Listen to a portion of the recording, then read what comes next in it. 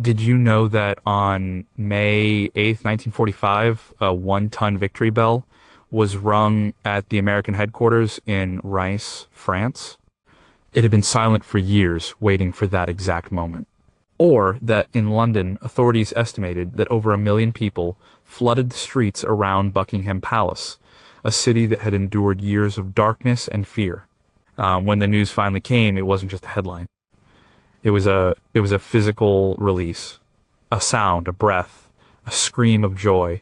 A few months later, on August 15th, 1945, the scene repeated itself across the world.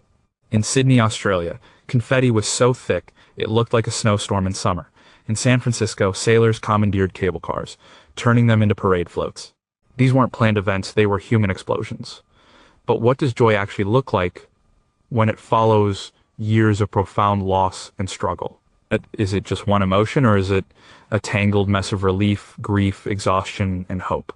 The photographs from those days don't just show smiling faces. They show people clinging to each other, crying in public, dancing with strangers, and sometimes just staring into the distance, as if trying to understand what it means for the world to be quiet again. Through these frozen moments, we can ask questions, we can look past the crowds and see the individuals. We can try to feel the ground shaking under their dancing feet and hear the collective sigh of a world that could finally breathe. What did it feel like to trade the sound of sirens for the sound of singing? And when the confetti settled, what happened next? Number 22, what did pure silence sound like? Before the cheering, there was a moment. A tiny, fragile pause. Imagine you're in a London flat on May 8th, 1945. For nearly 6 years, the background noise of your life has been fear. The drone of bombers, the wail of the air raid siren, the distant crump of explosions. Even the silence was different then.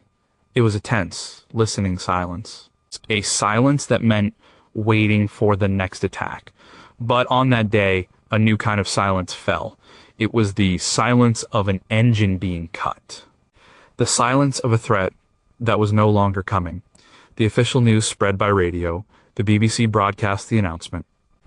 People gathered around their wireless sets, the valves glowing warm in darkened rooms. Prime Minister Winston Churchill's voice, a familiar gravelly sound that had guided them through the worst, now delivered the news they had longed for. The war in Europe was over. For a split second, after the words were spoken, there was likely nothing. Just the crackle of the radio and the sound of people processing an impossible reality. This was a silence not of dread, but of dawning comprehension. Think about the psychological impact. A 2011 study published in the journal Psychological Science explored how the brain processes the absence of sound. The auditory cortex, the part of the brain that handles sound, is also active when an expected sound doesn't happen. For years, people's brains were primed to expect a siren. The absence of that sound on VE Day was not just a lack of noise, it was a powerful neurological event. It was the sound of safety. The researcher Robert Zatorre showed that our brains actively predict auditory patterns. The breaking of the war pattern was a shock to the system, but a welcome one. In cities across Europe, from Paris to Brussels, the first reaction might not have been a shout, but a shared look. A slow nod, the opening of a window to a sky that was no longer a source of terror. In his book, The Second World War, Anthony Beaver describes how the news rippled through communities, often carried by a single person running down the street. Before the bells and the singing, there was the quiet intake of breath, the moment a mother could look at her child and know, for the first time in their life, that a bomb would not fall tonight. That was the sound of a future suddenly returning. What do we still not know? Were there any recordings made, not of the celebrations, but of the very first moments of official silence in a place like an underground shelter? How did soldiers on the front lines, accustomed to constant noise, experience the first hour of complete, ordered quiet? Did anyone document the immediate physiological reactions of civilians' heart rates, breathing centered the second the news was confirmed?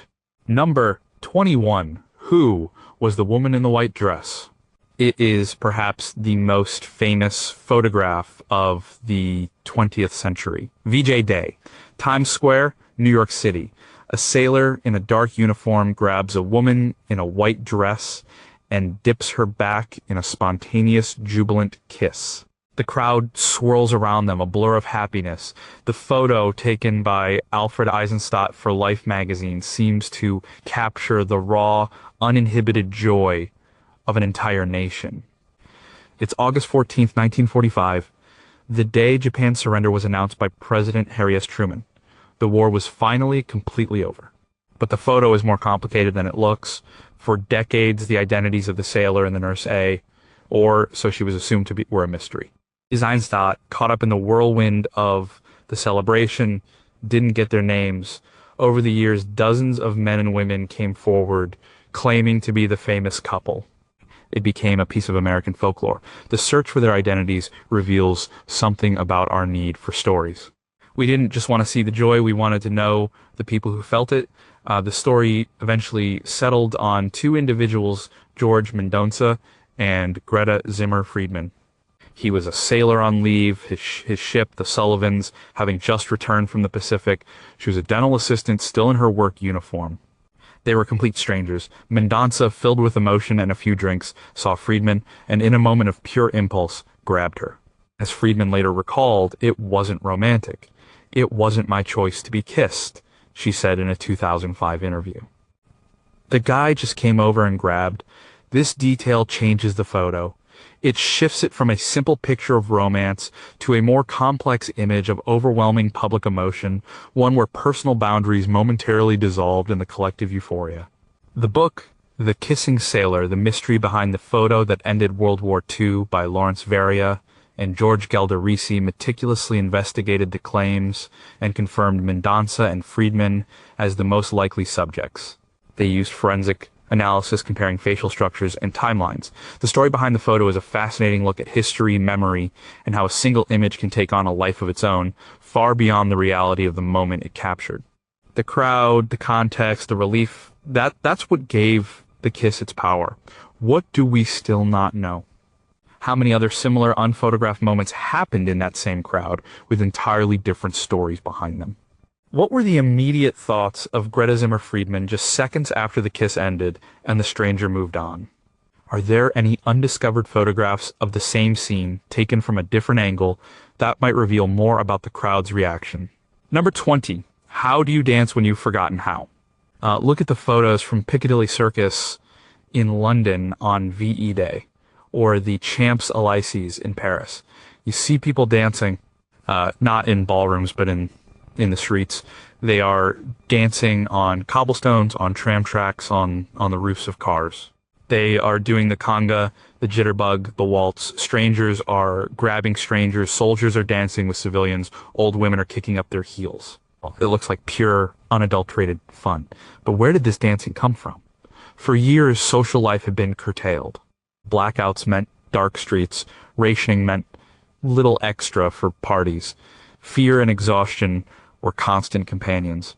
Yet, the muscle memory of joy was still there. Dancing had been a crucial part of wartime morale. Dance halls, though sometimes risky, were oases of normality. They were places where young people could meet, where soldiers on leave could forget the front line for a few hours. The music of Glenn Miller, Vera Lynn, and Benny Goodman was the soundtrack to a generation's youth, a youth spent under a shadow. When peace came, that music and those dances spilled out of the halls and into the open air. It was a reclaiming of public space.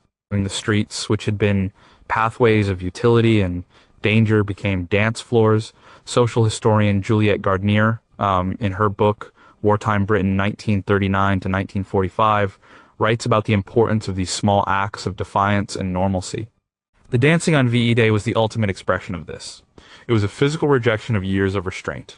Think about the energy required. People were malnourished from rationing, they were sleep deprived from air raids and long work hours, and yet they found the strength to dance for hours, sometimes for days. This speaks to the power of collective effervescence, a term coined by sociologist Emil Durkheim. It's the feeling of energy and harmony people get when they come together in a group. On VE Day and VJ Day, entire cities experience this. The shared emotion created a physical energy that overcame individual exhaustion. They weren't just dancing for fun. They were dancing to prove they had survived. What do we still not know? What specific songs were the most popular for street dancing in different cities? And how did the music spread without modern sound systems? Were there any accounts of people who were physically unable to dance but tried anyway? And what did that look like? How did the authorities, who for years had enforced strict public order, react to this sudden, chaotic outbreak of public joy? Number 19, could a newspaper headline make a sound? In 1945, there was no 24-hour news channel, no internet, no social media. The news traveled at the speed of print and radio. When the wars ended, the newspaper headline was not just information, it was an event. Imagine the scene. A newspaper boy on a street corner shouting, "Extra, extra, war over." The sound of that voice would cut through the city's hum. People would stop in their tracks, they would run towards the sound. The photos from that day often show people clustered around a single newspaper.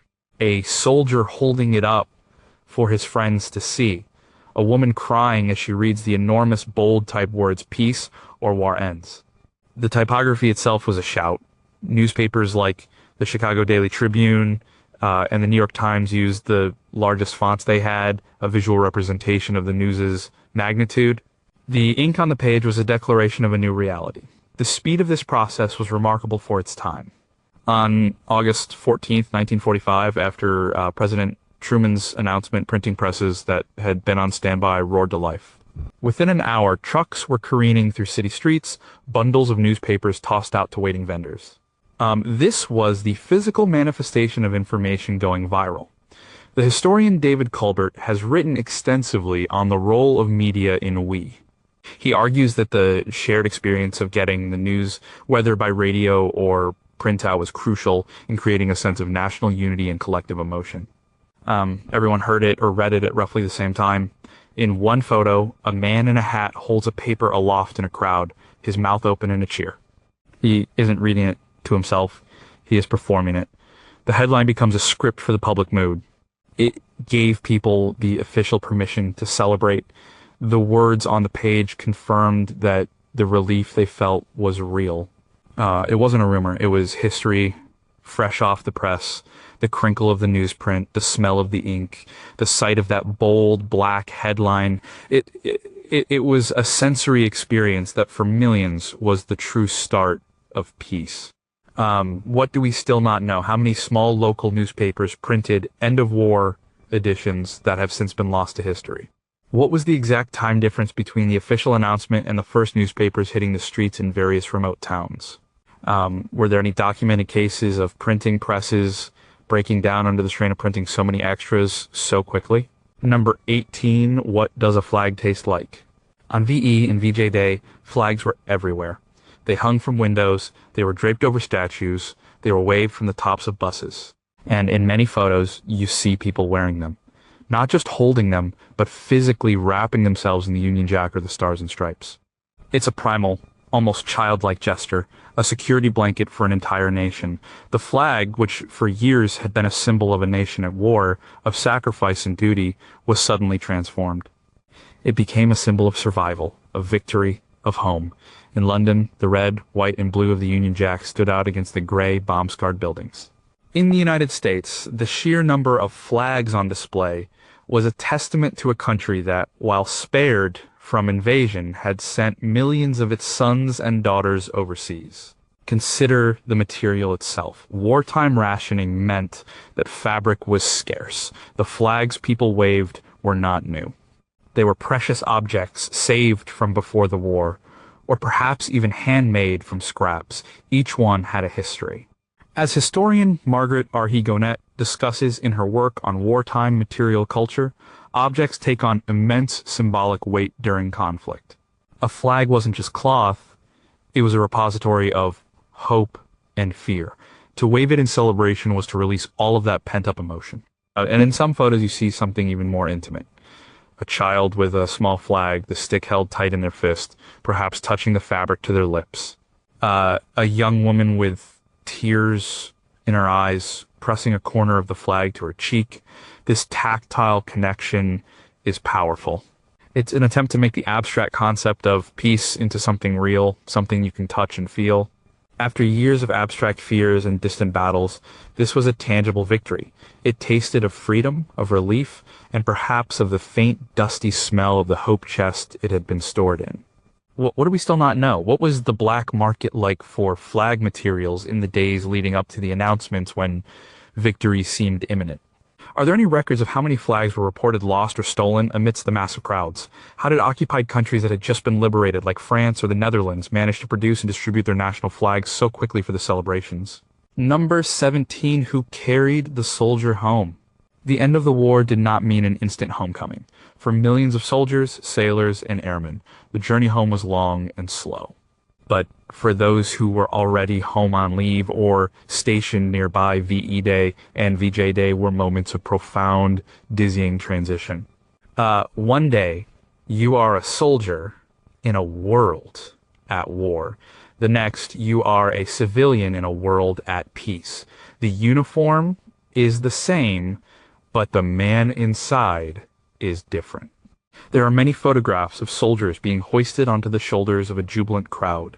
They are smiling, waving, sometimes looking a bit bewildered by the sudden adoration. These men were no longer just individuals. They were living symbols of the victory everyone was celebrating. They were the reason for the party. For years, the public had seen soldiers in photographs from the front lines or in somber newsreels. Now, here they were in the flesh, not fighting, but smiling. This interaction was a crucial part of the psychological demobilization process. As historian Stephen E. Ambrose wrote in Citizen Soldiers, the bond between the soldiers and the civilians they were fighting for was immensely powerful. The celebrations were a way for the home front to say thank you in the most direct way possible. Lifting a soldier onto their shoulders was a physical act of gratitude and support. It was a way of sharing the weight of what they had endured. Imagine being one of those soldiers. You have seen things your friends and family back home can never understand. You carry the memories of fallen comrades, and suddenly you are being carried, literally, by the joy of the people you helped protect. It must have been an incredibly complex emotional experience, a mixture of pride, relief, and perhaps a strange sense of detachment. The party was for you, but it was also for something much bigger than you. You were just the lucky one who got to be there to see it. What do we still not know? What were the conversations like between the soldiers and the strangers carrying them? Did any of these spontaneous interactions lead to lasting friendships? How many soldiers in their personal diaries wrote about feeling overwhelmed or undeserving of the sudden hero worship in the streets? Number 16, did children understand the joy? In the midst of the roaring crowds, there are quieter moments captured on film. A small child perched on their father's shoulders, looking out over a sea of heads. A group of children in party hats, sitting on a curb, waving tiny flags. For many of these children, the war was all they had ever known. They were born during the Blitz, their lullabies were air raid sirens, their playgrounds were bomb sites. What did peace even mean to them? For a child in London, peace might have meant no longer having to sleep in the cramped, damp Anderson shelter in the garden. It meant the blackout curtains could finally come down, letting the evening light stream into the house. It meant that sweets, which had been strictly rationed, might soon be plentiful again. These were the small, tangible realities of peace for a child. The historian Richard Overy in The Bombers and the Bombed details the profound psychological impact of the air war on children, including anxiety and developmental delays. The end of that constant threat was a liberation they could feel, even if they couldn't articulate it. The photographs of children celebrating are particularly poignant. Their joy seems simpler, purer. They are not burdened by the memory of the world before the war. They are not grieving for a lost generation in the same way their parents are. They are simply happy because the adults around them are happy. Their smiles are a reflection of the collective mood. A little girl in a party dress dancing in the street is a powerful image because she represents the future that everyone had been fighting for. The celebrations were also a massive unscheduled street party. For children, it was a day of unprecedented freedom. The usual rules of society were suspended. You could stay up late. You could shout and sing. You could accept sweets from strangers. It was a carnival of relief, and children were at its heart a living, breathing reason for the joy. What do we still not know? How many children later recalled these celebrations as their very first clear memory? Did sociologists at the time conduct any studies on how children processed the news of peace, and what were their findings? Are there any surviving collections of children's drawings from May 1945 that depict what V-Day looked like through their eyes? Number 15, what happened to the lights? For years, the cities of Europe had lived in darkness. The blackout was a critical defense measure designed to make it harder for enemy bombers to find their targets at night. Every window had to be covered with thick, dark material. Streetlights were extinguished or hooded. Car headlights were masked to cast only a tiny sliver of light. To show a light was to risk death, not just for yourself, but for your neighbors. The darkness was a shared burden, a constant, oppressive reminder of the war. And then on the evening of VE Day, the lights came back on. The order was given to end the blackout. In London, the floodlights that had been dark for 2,135 days were switched on, bathing landmarks like Buckingham Palace and the Houses of Parliament in a brilliant glow. Photos from that night show, crowds staring up at the illuminated buildings, their faces lit from below. It was a sight no one under the age of 7 had ever seen. This act was more than just practical, it was profoundly symbolic. It was a direct and visible repudiation of the fear that had governed their nights. The darkness had been imposed by the enemy. The light was a declaration of freedom and defiance. The writer George Orwell in his diaries noted the extraordinary effect of the lit-up streets, describing how it changed the entire character of the city, making it feel friendly and alive again. Think of the simple personal moments, a family taking down the thick blackout curtains for the last time, a shopkeeper turning on their window display, someone lighting a cigarette on a street corner without shielding the flame. Each small act was a part of a massive collective reclamation of the night. The photographs of the illuminated buildings are stunning, but the real story is in the millions of individual windows, each one becoming a small star in a newly brightened constellation, pushing back years of accumulated darkness. What do we still not know? Was there a surge in electricity consumption on the night of May 8th, 1945? And how did the strained power grids cope? Are there any accounts from electricians who were tasked with turning the public lighting back on for the first time?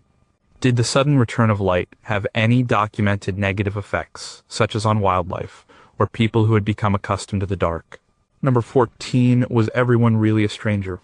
The most striking feature of the VE and VJ Day photos is the sheer physicality of the joy. People are not just smiling next to each other. They are hugging, kissing, lifting, and carrying people they have never met before. Social barriers that were normally rigid and unyielding simply vanished. A duke might find himself linking arms with a dustman. A society lady might accept a drink from a sailor. For a few brief, glorious days, the crowd was one organism moved by a single emotion. This phenomenon is a classic example of what sociologists call communitas, a concept developed by Victor Turner. It describes an unstructured state in which all members of a community are equal, allowing them to share a common experience. The end of the war was a perfect catalyst for communitas. The shared threat had bonded people, and the shared relief broke down the final walls between them. In these crowds, your job, your class, your background didn't matter. All that mattered was that you had survived, and so had the person next to you. Look at the faces in the crowd. There is an openness, a lack of suspicion that is startling. People are climbing on statues, wading in fountains, and sharing bottles. There is a sense of trust and camaraderie that is born of collective trauma and release. In his book, The People's War, historian Angus Calder documents numerous first-hand accounts of this feeling. People spoke of feeling a connection to everyone around them, a sense of belonging that they had never felt before and might never feel again. Of course, this state of grace could not last. The old social structures would soon reassert themselves. But the photographs capture the peak of the moment. They show a world where a spontaneous kiss between strangers was not just possible, but seemed like the most natural thing in the world. It was a brief, beautiful anarchy of happiness where the only rule was to share the joy. What do we still not know? How many long-term relationships or marriages began with a chance encounter in the celebratory crowds of 1945? Were there any documented increases in crime or disorder in the days after the initial celebrations as the sense of community has faded? Did people from different enemy-occupied countries celebrating their liberation experience this same breakdown of social barriers, or did old suspicions linger? Number 13, how did the leaders smile? Amidst the throngs of ordinary people, there were the leaders, the faces that had been on the posters and in the newsreels for years. In London, Winston Churchill appeared on the balcony of the Ministry of Health building and later at Buckingham Palace with the royal family. In Washington, Harry S. Truman, who had only been president for a month, announced the news to the press. In Moscow, Joseph Stalin addressed the Soviet people by radio. Their photographs from these days are different. The joy is there, but it is tempered by the immense weight of their responsibility. Churchill, famous for his defiant scowl, is seen smiling, waving his famous V for victory sign. But in his eyes, you can see the exhaustion of a man who has carried a nation on his shoulders. His speech to the crowd was not just celebratory, it was a tribute to the sacrifice of the people. "This is your victory," he roared, and the crowd roared back. President Truman's smile seems more reserved. He had inherited the final, terrible decisions of the war. His announcement of the Japanese surrender was sober and formal. The photographs of him show a man aware of the historical gravity of the moment. He was not a wartime leader in the same way as Roosevelt or Churchill. He was the man who had to figure out how to build the peace. According to David McCullough's biography, Truman, the president felt the immense burden of the future even in the moment of triumph. These leaders were the focal points for the celebrations. People swarmed to Buckingham Palace or the White House because they wanted to see them, to share the moment with them. The leaders' appearance validated the public's joy. It made the victory official. Their smiles were not just personal expressions of happiness. They were a performance of victory for the entire world to see, a signal that the long, dark chapter was finally closed. What do we still not know? What were the private conversations of these leaders in the moments just before and after they appeared before the public? Are there any unreleased records of Churchill's immediate, unscripted reaction upon hearing the final confirmation from Germany? How did Truman's staff prepare him for the VJ Day announcement, knowing he was still so new to the presidency? We're number 12. Where did all the paper come from? In New York City on VJ Day, an estimated 5,438 tons of paper rained down on the streets. It was a ticker tape parade without the ticker tape. The city had run out. Instead, people threw whatever they could find out of their office windows: shredded paper, confetti, telephone book pages, and, most famously, ticker tape from the stock exchange machines. The photos show canyons of concrete and steel turned into rivers of paper, a blizzard of white in the August sun. This tradition of the ticker tape parade was a uniquely American celebration, dating back to the late 19th century. But the one on August 14 to 15, 1945, was the biggest the world had ever seen. It was a spontaneous eruption of joy. The historian Kenneth T. Jackson has written about how these parades are a form of urban ritual, a way for the city to celebrate itself and its heroes. On this day, everyone was a hero. The paper was more than just celebratory litter. It was a physical manifestation of a city letting go. For years, everything had been saved, rationed, and recycled for the war effort. Paper was a valuable commodity. To throw it away with such abandon was an act of supreme confidence in the future. It was a declaration that the time of scarcity was over, and the time of abundance was about to begin. The sheer volume of it was a testament to the economic power that had helped win the war. Imagine being in that crowd. The air is thick with swirling paper. It gets in your hair, in your clothes. You can't hear anything over the roar of the crowd and the rustle of a million falling pieces of paper. It is a moment of sensory overload, a chaotic, messy, and beautiful expression of a nation's relief. The cleanup would be massive, but on that day, no one cared. The mess was the message. What do we still not know? What was the most unusual item ever documented as being thrown from a window during the VJ Day celebrations?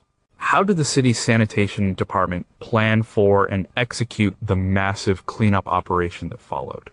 Are there any financial records detailing the exact cost to businesses from the loss of all that paper and office material? Number 11, can you hear a photograph? Some photographs are so full of life that you can almost hear them. The pictures from VE and VJ Day are like that. You look at a crowded street and you can hear the roar. You see a woman with her mouth wide open and you can hear her scream of joy. You see a brass band and you can almost hear the triumphant notes of a military march. Sound was an essential part of the celebrations. In London, the bells of St. Paul's Cathedral, silent for much of the war to avoid being a navigational aid for enemy planes, rang out across the city. The sound of church bells, a traditional sound of English life, was a powerful symbol of peace and a return to normalcy. People sang in the streets popular wartime songs like "We'll Meet Again" and "There Will Be Bluebirds Over the White Cliffs of Dover" were sung with a new meaning. They were no longer songs of hope for the future. They were songs of a future that had arrived. In the book A People's History of the Second World War, author Donnie Gluckstein gathers personal testimonies that are filled with descriptions of the noise. People remember the singing, the shouting, the sound of car horns blaring, the fireworks, and the impromptu music from anyone who could play an instrument. It was a cacophony of happiness. The technology of the time also played a role. Public address systems were set up in major squares, broadcasting the leaders' speeches and patriotic music. Newsreel cameras with their whirring sound were there to capture the moment for posterity. These recorded sounds are now part of our historical memory of the event. When we see the footage, the combination of the moving image and the authentic sound transports us back. The photographs are silent, but our minds fill in the noise, drawing on this collective auditory memory. The joy was not a quiet affair. It was loud, boisterous, and deafening. What do we still not know? Were there any professional audio recordings made from within the crowds, capturing the ambient sound and conversations of the celebrations, rather than just the official speeches and music? How did people in more rural, isolated areas create a celebratory soundscape without the large crowds and church bells of the cities? Did anyone document the decibel levels in places like Times Square or Trafalgar Square on those days? Number 10. Were the smiles in Moscow different? While London and New York erupted in spontaneous joy, the celebration in Moscow on May 9th, 1945, Victory Day, as it is still known in Russia, had a different character.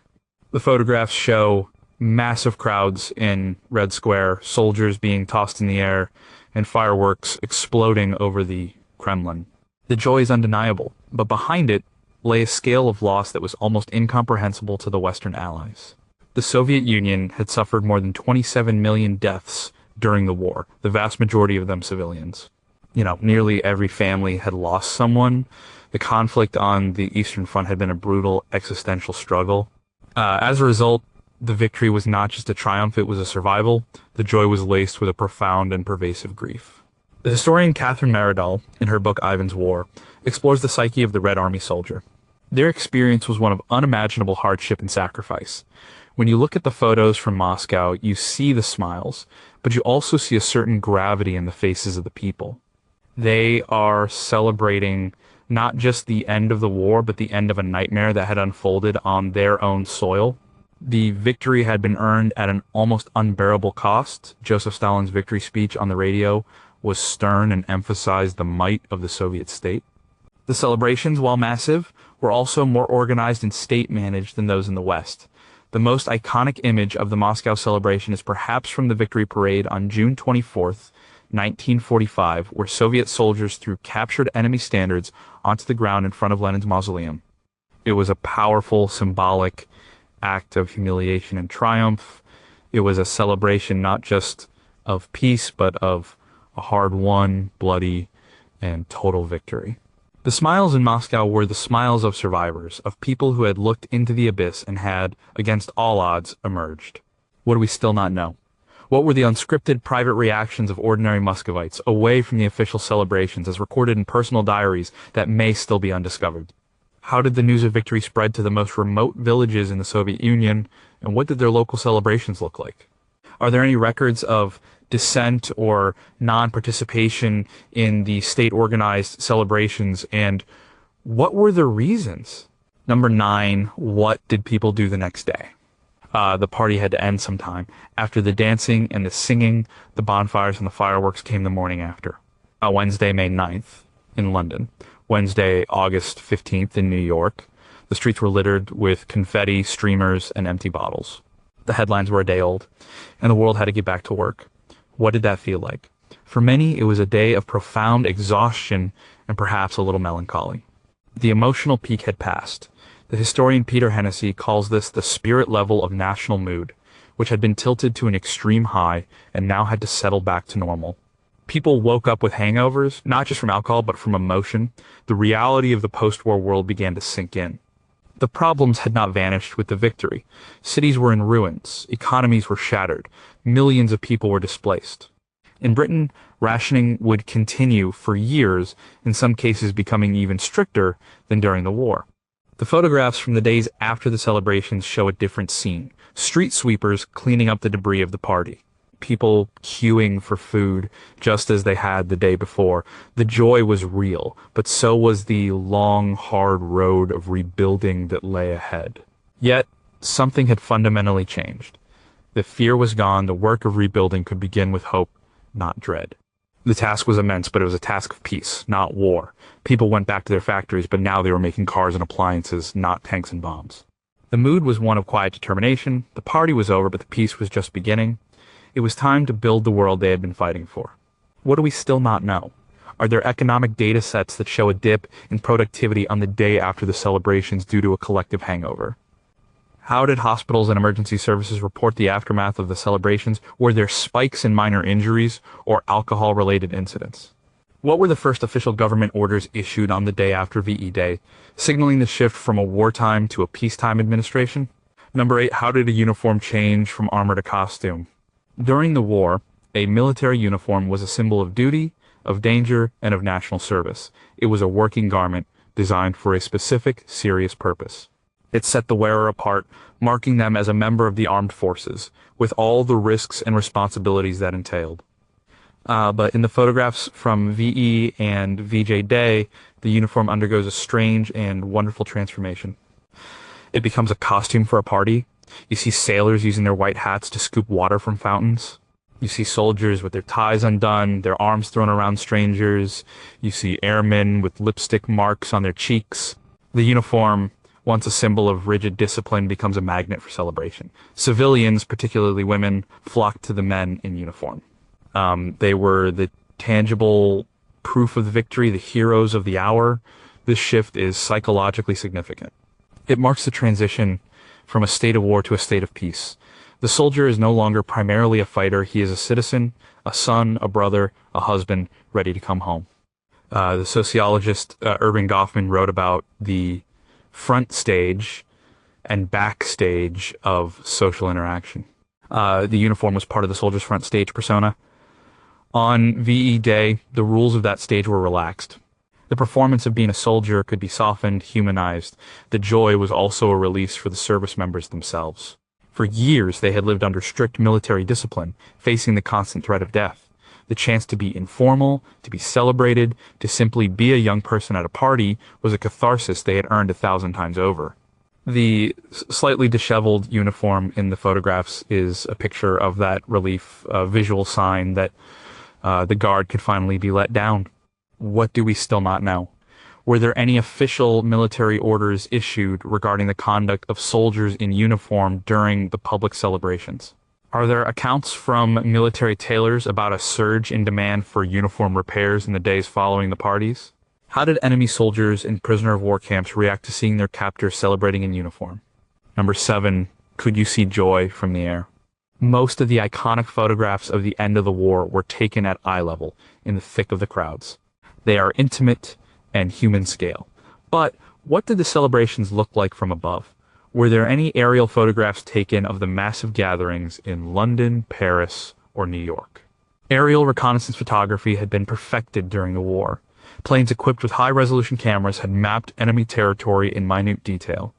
It is conceivable that some of these planes were repurposed to document the historic celebrations at home. An aerial photograph would show something different. It would not capture individual smiles, but it would reveal the sheer scale of the collective joy. It would show the streets as living rivers of people flowing together into massive pools in the city squares. From the air, you would see the bonfires that were lit across Britain on the night of VE Day. For years, any light was a target. Now, the landscape was dotted with defiant flames, a primitive and powerful signal of victory. You would see the traffic jams of people, not cars, paralyzing the hearts of the world's greatest cities. You would see the patterns of a human flood, an image of unity that would be impossible to grasp from the ground. While such official aerial photos are rare, we can imagine what they would show. They would look like a sociological diagram illustrating the concept of collective assembly. The work of crowd theorists like Gustave Le Bon spoke of the mob mind, often with negative connotations. But an aerial view of VE Day would show a different kind of crowd, not a mob, but a community, a nation coming together in a single spontaneous expression of relief. It is a reminder that history is made not just by individuals, but by the massive, anonymous, and powerful force of the collective. What do we still not know? Do any military or government archives hold unreleased or unexamined aerial photographs of the VE or VJ Day crowds? Were there any private pilots who flew over the celebrations and took their own photos, which may now be sitting in family albums? How did the celebrations appear from the tops of the tallest buildings, and are there any written accounts from people who watched from that vantage point? Number 6, who was left out of the picture? The photographs of VE and VJ Day are overwhelmingly images of pure, unadulterated happiness. But for every smiling face in the crowd, there was someone for whom the day was more complicated. The joy was not universal. For millions, the end of the war was not an end to their suffering, but the beginning of a new and uncertain chapter. Think of the families who had received a telegram informing them of the death of a son, a husband, or a father just days before the war ended. For them, the sounds of celebration must have been agonizing. Their personal war would never be over. Their grief was now set against a backdrop of national euphoria, a profoundly isolating experience. The historian Jay Winter has written extensively on the memory and mourning of war, arguing that the private experience of loss often clashes with public narratives of triumph. Think of the soldiers lying in military hospitals, recovering from devastating injuries. They had survived, but their lives were irrevocably changed. The peace they had fought for would be experienced from a hospital bed or a wheelchair. Think of the millions of displaced people and refugees across Europe, their homes destroyed, their families scattered. For them, the end of the fighting was just the first step in a long and arduous journey to find safety and rebuild their lives. And even for those celebrating, the joy was often tinged with sadness. Every family knew someone who had not made it back. The empty chair at the dinner table was a silent presence amidst the celebrations. The photographs, by their very nature, capture the peak moments of public joy. They do not show the quiet tears shed in private, the survivor's guilt, or the deep, aching sense of loss that coexisted with the relief. The full picture of the end of the war must include these shadows. What do we still not know? Are there any collections of letters written on VE or VJ Day that express feelings of sadness, anger, or isolation, providing a counter-narrative to the public joy? How did chaplains and grief counselors in military hospitals manage the complex emotions of wounded soldiers on those days? What was the experience of former prisoners of war who were liberated just as the war ended, but were too weak or disoriented to join the celebrations? Number 5, what did the future look like from a fountain? One of the recurring images from the celebrations is of people wading and splashing in public fountains. In London, the fountains of Trafalgar Square were filled with a jubilant, dripping mass of humanity. It is a picture of pure, almost bacchanalian release. The rules of public decorum are washed away, but it is also an image of renewal, of baptism. To immerse yourself in the cool water on a warm May or August day, surrounded by a cheering crowd, must have felt like a cleansing. A washing away of the grit, the grime, and the fear of the war years. It was a spontaneous, collective act of starting over. The water was a symbol of life, a stark contrast to the death and destruction that had defined the world for so long. You know, what were these people thinking about as they stood knee deep in a public fountain? They were likely not thinking of grand geopolitical strategies or economic recovery plans. They were probably thinking of smaller, more personal futures. A soldier thinking about seeing his girl. A young woman thinking about being able to choose a career. A couple thinking about starting a family in a world where they didn't have to fear for their children's lives. The post-war world would be complicated. The Cold War was already looming. Empires were crumbling. The nuclear age had begun.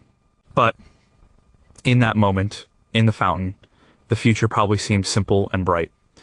The economist John Maynard Keynes, in the aftermath of the First World War, wrote about the economic consequences of the peace. But in the fountains of 1945, people were not concerned with economics. They were indulging in the emotional consequences of peace, hope, freedom, and the simple, profound joy of being alive. What do we still not know? Were there any public health warnings issued after the celebrations regarding the cleanliness of the fountain water people had been wading in? Do city archives contain records of any damage done to public fountains and statues during the celebrations?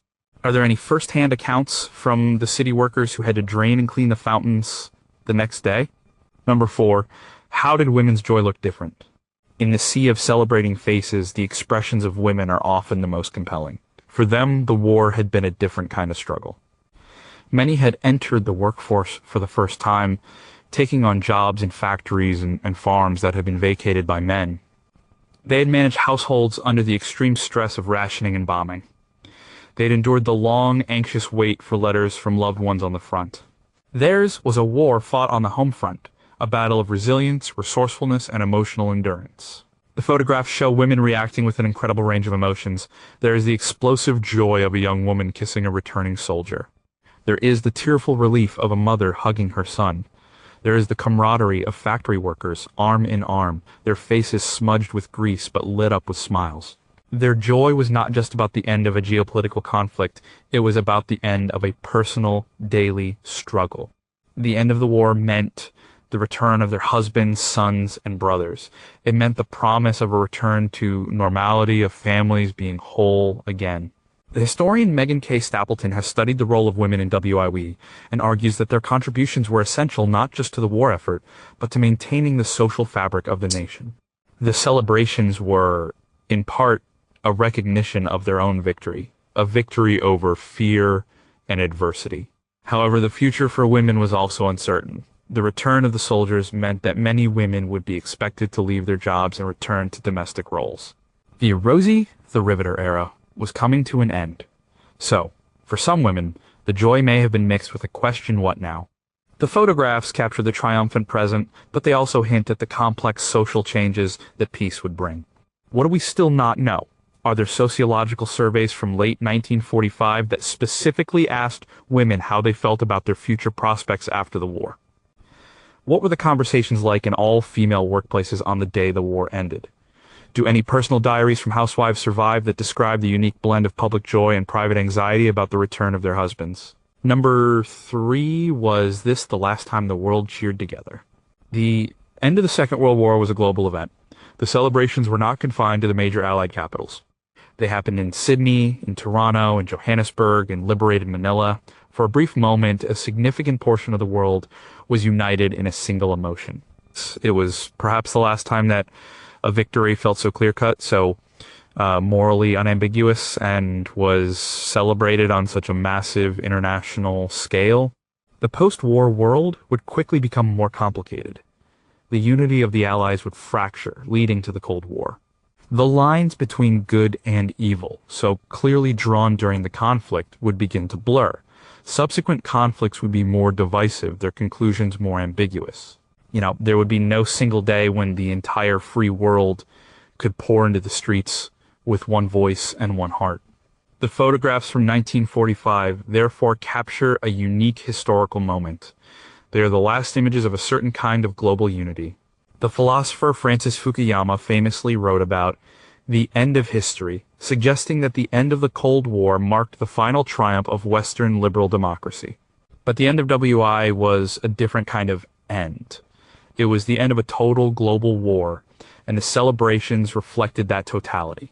Looking at the images of strangers from different nations, an American soldier, a British woman, a French resistance fighter, all celebrating together in the streets of Paris, you see a vision of international cooperation and shared humanity. It was a fleeting vision, one that would soon be challenged by new realities. But the photographs remain as a record of a time when the world, or at least a large part of it, cheered as one. What do we still not know? How did news of the Allied victory get reported and celebrated in neutral countries like Sweden or Switzerland? Are there any detailed records of the celebrations that took place on board naval ships at sea, far from any land-based festivities? How did Allied soldiers stationed in defeated territories like Germany or Japan manage their own celebrations while also maintaining order among a conquered population? Number two, can a crowd have a memory? Decades have passed since VE Day and VJ Day. The people in the photographs are now old or have passed away. The black and white images have become part of our collective memory of the 20th century. But what is collective memory? Is it just a collection of individual stories, or is it something more? The sociologist Maurice Halbwachs, who pioneered the study of collective memory, argued that our memories are socially framed. We remember things as part of a group. The celebrations at the end of the war were a powerful moment of memory creation. The shared experience of being in that crowd, of singing those songs, of feeling that incredible wave of relief, forged a memory that would be passed down through generations. When we look at these photos today, we are not just seeing a historical event, we are tapping into that collective memory. We can almost feel the emotion, even though we were not there. The images have been reproduced so many times, in books, in documentaries, on anniversaries, that they have become the official memory of the event. They shape how we understand the end of the war. The photograph of the sailor kissing the woman in Times Square is a perfect example. Few people know the complex story behind it. What they remember is the image itself, a symbol of romantic, triumphant joy. This is how collective memory works. It simplifies, it creates powerful, iconic images that stand in for a more complicated reality. The crowd in the photograph no longer exists, but its memory, frozen in silver gelatin, is more powerful than ever. It is a memory that tells a story we want to believe that after a long and terrible darkness, there can be a moment of pure, uncomplicated light.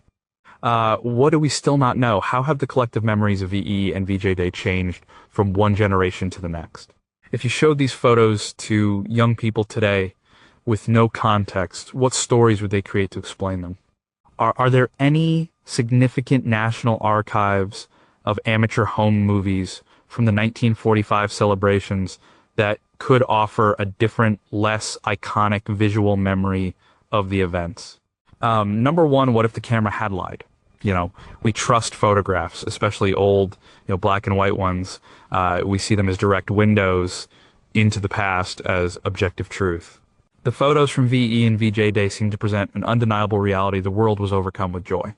But it is worth asking a final, unsettling question. What if the camera, by its very nature, is a selective witness? Where a photographer in a crowd of 1 million people makes choices. They point their lens here, not there. They press the shutter at this second, not the next. They are naturally drawn to the most dramatic moments, the kiss, the dance, the cheer. They are looking for the image that best tells the story of the day. And the story of that day was joy. As the famous photojournalist Robert Capa said, if your pictures aren't good enough, you're not close enough. The photographers of 1945 got very close to the joy, but what about the person standing just outside the frame, the one with a more somber expression? What about the quiet corner of the square where a family was mourning? The camera did not record their experience. The photographic record is not a comprehensive survey of the public mood. It is a highlight reel. It captures the peaks of emotion, which then become our entire understanding of the event. This does not mean the joy wasn't real. It was very real. It was a massive, genuine, and historically significant outpouring of human emotion. But the photographs are not the whole truth. They are a beautiful, powerful, and necessary part of the truth. They capture a feeling that was dominant and defining. They show us the best of what humanity can feel: relief, unity, and hope. They are a testament not to a simple reality, but to a complex one, in which, for a few shining days, joy won. What do we still not know? Were there any well-known photographers who intentionally tried to capture the more somber or ambivalent moments of the celebrations, and whose work was rejected by editors at the time? How many rolls of film shot on those days were never developed, or have been lost, containing a completely different perspective? If we could use modern data analysis on every single photograph taken on those days, what new patterns of human emotion and behavior would emerge?